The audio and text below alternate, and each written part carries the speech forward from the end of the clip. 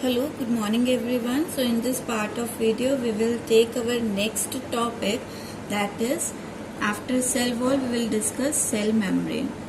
So this cell membrane, it includes all the membrane which is present in the cell, whether it is lying outside or the inside. Means we are including all the membrane outside and inside layer. Inside means we are taking the membrane of cell organelles also. So all the membrane are called cell membrane, or we can say plasma membrane.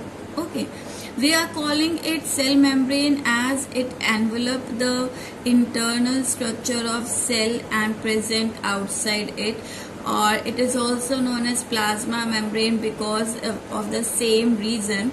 Plasma is any fluid, so the membrane which enclose the fluid is called plasma membrane. Along with this, we can also call is biomembrane, or we can use the term plasmalemma. In case of muscle cell and the layer of vacuole, the special name is given to them. Like in case of muscle cell, this plasma membrane is also called as sarcolemma, and in case of your vacuole, the membrane of vacuole or cell membrane of vacuole is called tonoplast. Okay, now see, if we see the nature of this membrane, so if we see the nature, it show two kind of nature. Means when it is present in a living cell, then we are calling it selectively permeable. Selectively permeable means it allow the transport of limited substance inside and outside the cell. Means selected substance जो कि आपके cell को required होंगे, सिर्फ वही आपके transport हो सकते हैं इनसाइड और outside the cell. So it is selectively permeable, we can say. Okay, but when we are calling it in, or when we are taking this membrane from the living cell and use it in lab condition, so there we are using the term semi permeable. Okay, so यहाँ पर आपका selective permeable requirement के basis पर substances का transport होता है, and semi permeable आपका substances जो है दे आर ट्रांसपोर्टिंग और moving from high concentration to low concentration. Okay, तो सेलेक्टिव परमिएबल में on the basis of requirement of cell, अगर सेल को कोई चीज रिक्वायर है तो बेशक वो आपके सेल के अंदर हाई कंसंट्रेशन में हो, फिर भी उसका अपटेक किया जाएगा from the outside. And semi permeable is on the basis of concentration gradient, the molecule or the substances move outside और inside the cell. तो आपको याद रखना है, selective permeable होगी ये आपके living system में, in living system, and semi permeable we are taking it in non living system जब हम labs में use कर रहे हैं. Okay, so this is the nature of your cell membrane. Now if we see the composition also, so nature के बाद हम यहाँ पर बात करते हैं कॉम्पोजिशन की. So composition wise the cell membrane is made up of protein and lipids. Okay, so composition wise it is made up of protein and lipid, and the lipid molecule which is present here in this membrane, lipid molecule present in this membrane is showing amphipathic nature. Amphipathic nature means this lipid molecule, this is a lipid molecule, this lipid molecule have one head, and this chain of we can say phospholipid is your tail. Okay, now see, यहाँ पर आपका जो head होता है this head is actually hydrophilic in nature, so means it allow the movement of water inside, so it is hydrophilic means water loving. इस layer से आपका water molecule easily इसको पास कर सकता है. Okay, so it is what? It is hydrophilic means water loving. But when we take this tail region, so this tail region is non-polar. This one is polar and hydrophilic, but this is non-polar and hydrophobic in nature. Hydrophobic in nature means the water molecule do not pass through it. This tail region actually repels the water molecule. Okay. Along with this, sometime over the head of this lipid we have either protein तो होगा. इसके अलावा आपका यहाँ पर कई बार आपको carbohydrate की चेन भी मिल जाती है. So if here the chain of carbohydrate is present here, this is the chain of carbohydrate, then we are calling it what? तो इसी लिपिड को हम कह देते हैं glycolipid. So this is called glyco term we are using for glucose or we can say carbohydrate, and lipid के surface पर है, so it is called glycolipid. Okay, now along with this we can also remember this thing that in case of this biomembrane, lipid is around 20 to 79%. Okay, while protein it may be present same in the range of 20 to 70%.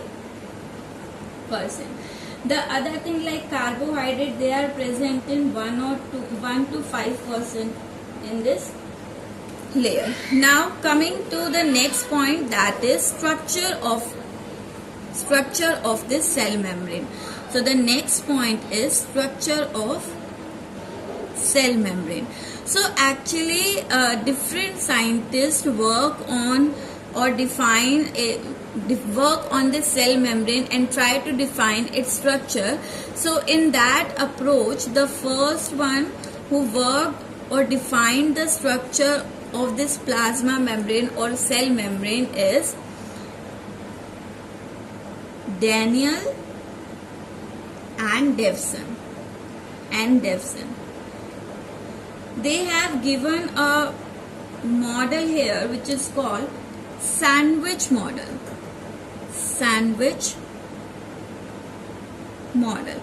And according to them, sandwich model, यहाँ पे देखो आपका किसी भी plasma membrane का जो character होता है बच्चा, यहाँ पे एक छोटा सा पॉइंट हम और लिख लेते हैं, ऐड कर लेते हैं.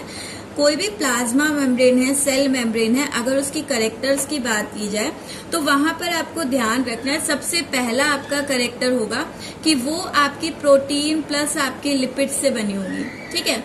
दूसरा है कि यहाँ पर प्रोटीन टू लिपिड रेशो जो है वो वेरी करेगा. Ratio varies. Protein to lipid ratio vary करेगा, यानी चेंज होता है. और क्योंकि चेंज होता है तो हम कहते हैं ये डायनेमिक नेचर की है. और एक कैरेक्टर हम पढ़ चुके, ये हमेशा आपकी कैसी होनी चाहिए, सेलेक्टिव परमिएबल होनी चाहिए इन लिविंग सिस्टम. ठीक है. तो ये आपके कुछ कैरेक्टर होते हैं किसी भी प्लाज्मा मेम्ब्रेन के. Okay. Now Danielli and Davson ने जो सैंडविच मॉडल दिया, सैंडविच मॉडल में इनके क्या कैरेक्टर्स थे? So the characters are same, that here also the membrane is formed of, I am writing the short form now, you have to write it in detail. Okay. So membrane is formed of, membrane आपकी किसकी बनी होगी? Protein plus lipid की. ठीक है. Protein plus आपके lipids की बनी होगी. अलोंग विद दिस यहाँ पर आपका इन्होंने क्या कहा कि जो प्रोटीन होंगे, प्रोटीन आपके डिफरेंट टाइप के होते हैं. तो यहाँ अल्फा ग्लोब्यूलर होंगे एंड इसके साथ लिपिड जो होगा, लिपिड जो होगा वो एम्फीपैथिक नेचर का है। एम्फीपैथिक नेचर जो अभी हमने डिस्कस किया कि हेड होता है, टेल होता है, हेड से वाटर क्रॉस कर सकता है, हाइड्रोफिलिक है, पोलर मॉलिक्यूल से बना होगा, और टेल जो है वो आपकी हाइड्रोफोबिक है, यानी वाटर पास नहीं हो सकता है क्योंकि वो नॉन पोलर से बनी हुई है, तो उसी को हम एम्फीपैथिक नेचर कहते हैं। सो यहाँ पर एम्फीपैथिक नेचर होगा लिपिड का। Okay, means head and tail is there. Head आपका पोलर और हाइड्रोफिलिक, और टेल आपकी नॉन पोलर और hydrophobic. Now, according to these character, if we draw the structure of Daniel and Davison model, तो sandwich जैसा होता है ना आपका, कि ऊपर आपका ब्रेड है, नीचे ब्रेड है और बीच में आपका आलू टिक्की, तो इन द सेम मैनर यहाँ पर भी इन्होंने इनका स्ट्रक्चर इसी तरह का दिया। सो दे सेड कि प्लाज्मा मेम्ब्रेन भी आपके सैंडविच की तरह ही है, जहां पर आपको ऊपर तो मिलते हैं alpha globular protein, so these are protein. Okay, और इस प्रोटीन के बाद आपको मिलेगी बाई लेयर्ड। अच्छा, प्लाज्मा मेम्ब्रेन आपकी बाई लेयर्ड हो सकती है, ये भी करेक्टर में पॉइंट ऐड कर लीजिएगा। मतलब लिपिड्स की यहाँ 2 लेयर होती हैं, तो एक ये लिपिड की लेयर हो गई और दूसरी आपके इस तरह से इसको फेस करती हुई, like this. So this is the layer of lipid and sandwich model है, तो यहाँ पर प्रोटीन जो है वो इस लिपिड की लेयर को सैंडविच कर रहे हैं, यानी कि इसके बिटवीन है। तो अकॉर्डिंग टू सैंडविच मॉडल जो लिपिड है वो आपका प्रोटीन के बीच में इन बिटवीन प्रेजेंट है। ओके, सो ये मैं ड्रॉ कर देती हूँ थोड़ा सा portion. Okay, so this is the model which is given by Daniel and Davison. Now see, this model is not accepted by others because there are some drawbacks, and what are drawbacks here? यहाँ पर हम बात करते, इन्होंने ये model दिया जिसमें इन्होंने क्या कहा कि ये आपका अल्फा ग्लोब्यूलर प्रोटीन है and this one is your bilayered lipid. Now see, problem यहाँ क्या रही? देखिए, यहाँ पर आपके वो मॉलिक्यूल जो कि लिपिड सॉल्यूबल होंगे वो तो इजीली आपका प्रोटीन और लिपिड में डिसॉल्व होकर मेम्ब्रेन को क्रॉस कर लेंगे, ठीक है। बट यहाँ पर अगर हम वाटर मॉलिक्यूल की बात करें, वाटर आपका प्रोटीन में तो डिसॉल्व हो सकता है, प्रोटीन के साथ ये डिसॉल्व हो सकता है। उसके बाद आपका ये पोर्शन आया हेड रीजन हमने कहा कि हाइड्रोफिलिक होता है, तो यहाँ पर भी वाटर इससे मूव हो जाएगा। बट इसके नीचे देखिए, यहाँ पर आपका हाइड्रोफोबिक रीजन आ गया है, ये कंप्लीट रीजन हाइड्रोफोबिक है, तो वाटर आपका इस मेम्ब्रेन को क्रॉस नहीं कर सकता, and water is very much essential for the survival of organism. तो यहाँ पर वाटर क्रॉस नहीं कर सकता है, इसलिए आपका ये मॉडल जो है आपका एक्सप्लेन नहीं कर पाया कि how the water is transported across the membrane. दूसरा, यहाँ पर हमने बात की थी कि जो मेम्ब्रेन होती है डायनामिक नेचर शो करती है, यानी कि वो चेंज करती रहती है लिपिड और प्रोटीन का रेशो। अब यहाँ पर जैसे मैं अगर ये वाली इतना रीजन देखूं, तो यहाँ पर अगर मैं लिपिड और प्रोटीन का रेशो देखूं, तो देखिए यहाँ पर आपके लिपिड के कितने हैं, लिपिड के 4 मॉलिक्यूल है, और प्रोटीन यहाँ देखिए 3 ऊपर है 2 नीचे है, तो 5 हो गए। अब यहाँ पर बच्चा आपका ये इसका रेशो है। डायनामिक तो तब होगा ना जब डेनियल या डेविसन ये बोलते कि यहाँ प्रोटीन मूव कर सकते हैं या लिपिड मॉलिक्यूल मूव कर सकते हैं। अगर यहाँ पर मूवमेंट हो सकती इन किसी की भी, प्रोटीन की या लिपिड की किसी की भी मूवमेंट पॉसिबल होती, तो ये रेशो चेंज हो सकता था। बट डेनियल एंड डेविसन ने ना तो प्रोटीन ना ही लिपिड की मूवमेंट के बारे में कुछ भी एक्सप्लेन किया, तो ये मेम्ब्रेन फेल इसलिए हुआ क्योंकि यहाँ पर पहला पॉइंट ये आपका एक्सप्लेन नहीं कर पाई dynamic nature of membrane. It is it do not explain dynamic nature of membrane as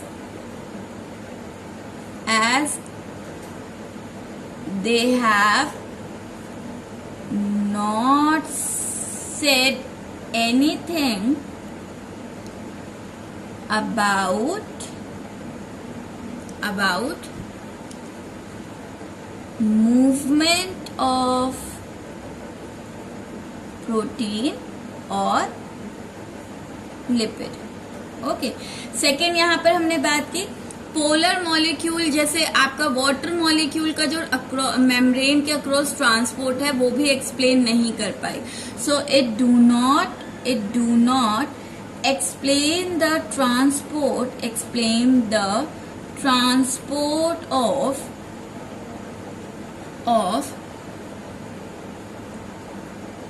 polar water molecule across the membrane. सो इसलिए ये आपका एक्सेप्टेबल नहीं रहा. इसके बाद आपके साइंटिस्ट आए जिन्होंने अगेन मॉडल पर वर्क किया और वो आपके थे यहाँ पर रॉबर्टसन ने यहाँ पर मॉडल दिया जिसे कहा गया यूनिट मेम्ब्रेन. तो इनका जो मॉडल था यूनिट मेम्ब्रेन था. रॉबर्टसन और डैनियल एंड डेविसन के जो मॉडल है वो उनमें ऑलमोस्ट सिमिलैरिटी थी. यहाँ पर भी इन्होंने सेम वही पॉइंट कहा कि जो मेम्ब्रेन है वो आपकी बनी हुई होगी प्रोटीन प्लस लिपिड की. ओके, अगेन लिपिड आपके एम्फीपैथिक होंगे, एम्फीपैथिक नेचर के होंगे, सेम चीज. ओके, देन इन्होंने आपका यहाँ पर एक जो डिफरेंस था उन्होंने बात की थी प्रोटीन अल्फा ग्लोब्यूलर होंगे, बट इन्होंने कहा कि यहाँ पर जो प्रोटीन है वो बीटा शीट्स की फॉर्म में है.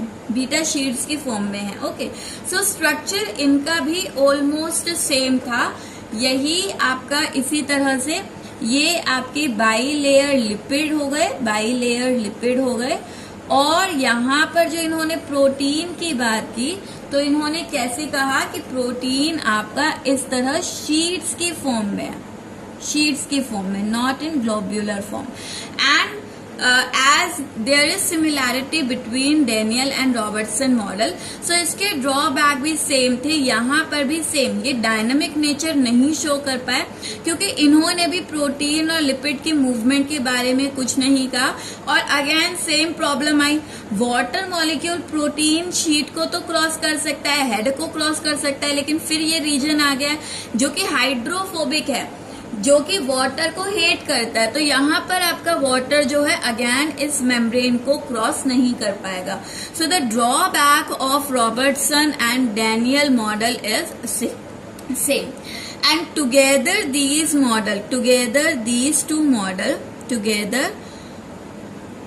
these above two model इनको नाम दिया गया. इन दोनों को आपका कहा जाता था क्या, इन दोनों को नाम दिया गया लैमिलर मॉडल, या फिर इसी को नाम दिया गया ट्राइलैमिनर मेम्ब्रेन. ठीक है, तो तीन लैमिला लेयर्स होते, 3 लेयर्स की मेम्ब्रेन, एक ऊपर प्रोटीन, फिर एक बीच में लिपिड माना गया, ये एक मानी गई, और एक नीचे प्रोटीन. तो ट्राइलैमिनर मॉडल कहा गया दोनों को ही. ठीक है, नाउ इसके बाद आपका यहाँ पर नेक्स्ट आपका वर्क किया जिन्होंने, वो था आपका सिंगर एंड निकोलसन का मॉडल जो कि एक्सेप्टेबल रहा. So the next model is Singer and Nicolson model. इनके जो मॉडल का नाम था उसे कहा जाता है बच्चा fluid mosaic model. Fluid mosaic का मतलब क्या होता है? फ्लूइड होता है कि मेम्ब्रेन आपका लिक्विड की फॉर्म में है, फ्लूइड फॉर्म में है, ठीक है, तरल है, आपकी सॉलिड रिजिड नहीं है। दूसरा मोज़ाइक का मतलब है मिक्सचर है। तो यहाँ पर भी करेक्टर आपके सेम थे कि जो सेल मेम्ब्रेन है या प्लाज्मा मेम्ब्रेन है वो किससे बनी हुई होगी? वो बनी होगी protein and phospholipid. Same lipid phospholipid एक ही चीज है, ठीक है, सिर्फ लिपिड पे फोस्फेट ग्रुप आ गया। तो यहाँ पर भी प्रोटीन एंड फोस्फोलिपिड की बनी हुई होगी। इसके अलावा यहाँ पर इन्होंने कहा जो प्रोटीन है वो टू टाइप्स के हैं। एक है इंटरनल, यानी कि मेम्ब्रेन के बीच में है, जिसे हम इंट्रिंसिक प्रोटीन भी कहेंगे, ठीक है। ये प्रेजेंट होगा इन बिटवीन द मेम्ब्रेन। दूसरे आपके होंगे एक्सटर्नल, या फिर जिन्हें हम एक्सट्रिंसिक प्रोटीन भी कहते हैं। एक्सट्रिंसिक प्रोटीन जो होंगे they are present on the surface of membrane के सरफेस पर होंगे, ठीक है। इन्होंने यहाँ पर प्रोटीन की मूवमेंट के बारे में भी बात की कि जो प्रोटीन है वो आपका दो तरह के मूवमेंट दिखा सकते हैं। एक तो होता है ट्रांजिशन मूवमेंट, और दूसरा होता है फ्लिप फ्लॉप मूवमेंट। ये क्या है बच्चा? देखो अभी हम बात करते हैं।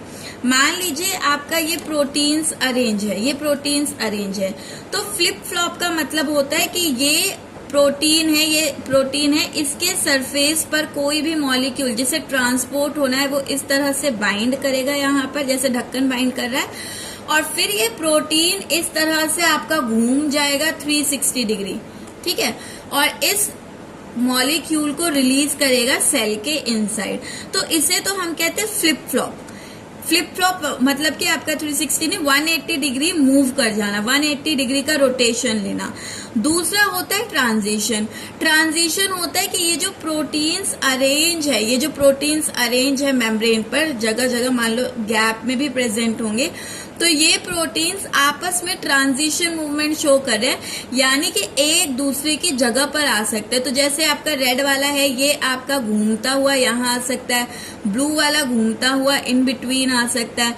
तो इस तरह का मूवमेंट आपका क्या कहलाता है? ट्रांजिशन मूवमेंट कहलाता है। Okay, now if we show the diagram here, तो आपकी ये मेम्ब्रेन किस तरह से बनी हुई थी?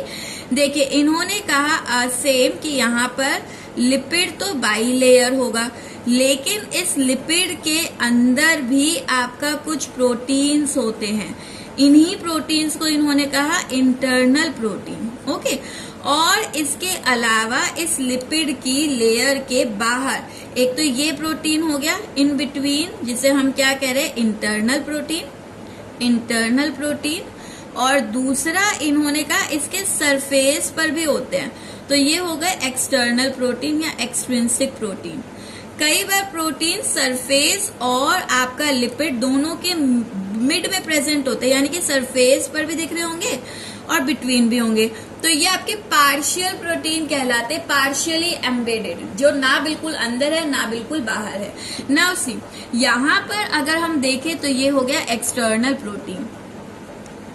इसके अलावा यहाँ पर आपका ये हो गई बाई लेयर लिपिड की। नाउ सी, हमने यहाँ पर बात की कि प्रोटीन अपना स्पेस चेंज कर सकते हैं। जैसे ट्रांजिशन में क्या है, ये फर्स्ट प्रोटीन जो है, ये फर्स्ट प्रोटीन आपका इस सेकंड प्रोटीन के स्पेस पर आ सकता है, एडजेसेंट प्रोटीन के साथ जगह चेंज कर सकता है। और फ्लिप फ्लॉप में क्या होता है? फ्लिप फ्लॉप में होता है कोई भी सब्सटेंस जिसे सेल के इनसाइड मूव करना है, वो क्या कर सकता है? वो इस प्रोटीन से बाइंड हो सकता है। जब यहाँ पर प्रोटीन से बाइंड होता है तो इसकी कन्फर्मेशन यानी कि स्ट्रक्चर में चेंजेस आते हैं, और उन चेंजेस की वजह से इसे सिग्नल मिलता है, और ये प्रोटीन आपका 180 डिग्री रोटेट करता है, यानी ये वाला एंड इधर आ जाएगा, तो 180 डिग्री रोटेट करेगा तो इस मॉलिक्यूल को आपका रोटेट होकर ये मॉलिक्यूल यहाँ मिलेगा आपको रोटेशन के बाद, और ये मॉलिक्यूल को अंदर ट्रांसफर कर देगा। ये हो जाता है आपका फ्लिप फ्लॉप मूवमेंट, ठीक है। अब ये आपका जो मॉडल है, ये आपका जो सेल मेम्ब्रेन है उसके डायनामिक नेचर को शो कर रहा है, क्योंकि यहाँ पर डायनामिक का मतलब क्या होता है कि जो चेंज होता रहे। तो यहाँ पर इन्होंने एक फ्रेज यूज किया कि ये जो प्रोटीन है, ये प्रोटीन एक्चुअल में क्या है, ये प्रोटीन आइसबर्ग है। प्रोटीन आइसबर्ग होते हैं बर्फ के टुकड़े। तो जैसे आपके समुद्र में बर्फ के टुकड़े फ्लोट करते रहते, तैरते रहते हैं, और अगर कोई चीज तैर रही है यानी कि वो चेंज होता रहेगा, एक जगह फिक्स नहीं है। तो जैसे बर्फ के टुकड़े समुद्र पर तैरते हैं, उसी तरह आपकी जो सेल मेम्ब्रेन है उसमें जो प्रोटीन आइसबर्ग है is in a sea of lipid, यानी कि इन्होंने कहा कि जो लिपिड है वो समुद्र है, लिपिड जो है वो समुद्र है, और इस समुद्र में प्रोटीन के टुकड़े जो है वो फ्लोट कर रहे हैं। तो यहाँ पर इन्होंने इसका फ्लूइड नेचर जो है वो क्या किया, एक्सप्लेन किया फ्लूइड नेचर, और we can say dynamic nature, ठीक है। तो यहाँ पर दोनों के ड्रॉबैक आ रहे थे कि वो डायनामिक नेचर को एक्सप्लेन नहीं कर रहे थे, बट यहाँ पर सिंगर एंड निकोलसन ने इसके डायनामिक नेचर को एक्सप्लेन किया। इसके अलावा यहाँ पर प्रॉब्लम आ रही थी कि यहाँ पर डायनामिक नेचर मतलब आपका फोस्फोलिपिड और प्रोटीन का रेशियो चेंज होता है। तो क्योंकि हम कह रहे हैं प्रोटीन अपनी जगह चेंज करते रहते हैं, तो यहाँ नेचर चेंज होता रहेगा। दूसरी यहाँ पर प्रॉब्लम आ रही थी वाटर ट्रांसपोर्ट की। तो बच्चे यहाँ पर देखिए, अब अगर वाटर आपका अज्यूम कर लो, ये वाटर है, ये वाटर आपके लिपिड की लेयर को तो क्रॉस नहीं कर पाएगा, बट ये आपके जो प्रोटीन्स होते हैं इसके साथ वाटर आपका बाइंड करके इजीली मूव कर सकता है। इस तरह के बड़े प्रोटीन्स जो कि वाटर के मूवमेंट में हेल्प करते हैं, इन्हीं प्रोटीन्स को हम एक्वा प्रोटीन्स भी कह सकते हैं। एक्वा मतलब होता है जैसे एक्वा गार्ड आप तो एक्वीफायर्स करते हैं, पानी के लिए शब्द यूज होता है। तो एक्वा प्रोटीन्स हम कह सकते हैं। Aqua proteins are the large proteins which help in the transport of water molecule across the membrane. तो यहाँ पर इंटरनल प्रोटीन की वजह से पोलर मॉलिक्यूल आपके यहाँ इजीली डिसॉल्व हो सकते हैं। तो इस मेम्ब्रेन में डायनामिक नेचर भी एक्सप्लेन हो गया। तो अगर हम इसका एडवांटेज देखें तो यहाँ पर पहला दे एक्सप्लेन डायनामिक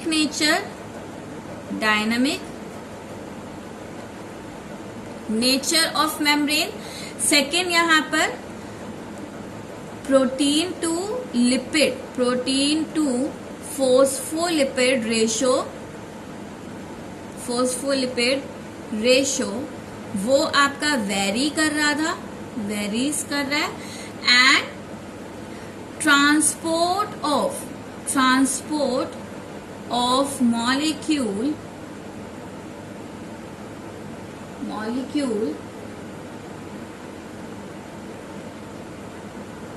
हेल्प्स। कैसे हेल्प होगा? आपके जो पोलर मॉलिक्यूल होंगे वो आपका, जैसे कि वाटर है, वो आपका प्रोटीन के अक्रॉस आपका मूव कर जाएंगे। दूसरे आपके यहाँ पर जो non polar and lipid soluble हैं वो आपके डायरेक्टली डिफ्यूज हो जाएंगे लिपिड लेयर से। तो यहाँ पर मॉलिक्यूल का जो ट्रांसपोर्ट होगा उसे हम डिटेल में पढ़ेंगे। कौन कौन सी प्रोसेस होती है, डिफ्यूजन को, ऑस्मोसिस को, फैसिलिटेटेड डिफ्यूजन को डिटेल में पढ़ेंगे। कुछ टर्म्स है आपके मेम्ब्रेन से रिलेटेड, जैसे ग्लाइकोप्रोटीन और ग्लाइकोलिपिड क्या होता है। तो अगर इन प्रोटीन के सरफेस पर अगेन कार्बोहाइड्रेट की चेन हो, सो ये आपका ये कार्बोहाइड्रेट की चेन है किसके ऊपर, प्रोटीन के ऊपर। तो ये स्ट्रक्चर आपका क्या कहलाता है, दिस इज कॉल्ड ग्लाइकोप्रोटीन। और अगर लिपिड पर इस तरह की कार्बोहाइड्रेट की चेन होगी तो वो आपका क्या कहलाएगा, ग्लाइकोलिपिड कहलाएगा। ठीक है, यहाँ पर आपके सेल मेम्ब्रेन में वो रीजन, जैसे सेल मेम्ब्रेन आपका पूरा ड्रॉ करेंगे तो वो रीजन जहां पर ये ग्लाइकोप्रोटीन और ग्लाइकोलिपिड बहुत ज्यादा होते हैं, उस रीजन को हम ग्लाइकोकैलिक्स भी बोल देते हैं। और ये ग्लाइकोकैलिक्स आपके सेल मेम्ब्रेन में सिग्नलिंग मॉलिक्यूल या सिग्नलिंग रीजन की तरह काम करते हैं। ठीक है, तो this is all about your structure of cell membrane. In the next part of video we will discuss the diffusion of substances across the membrane. This is all for today. Thank you.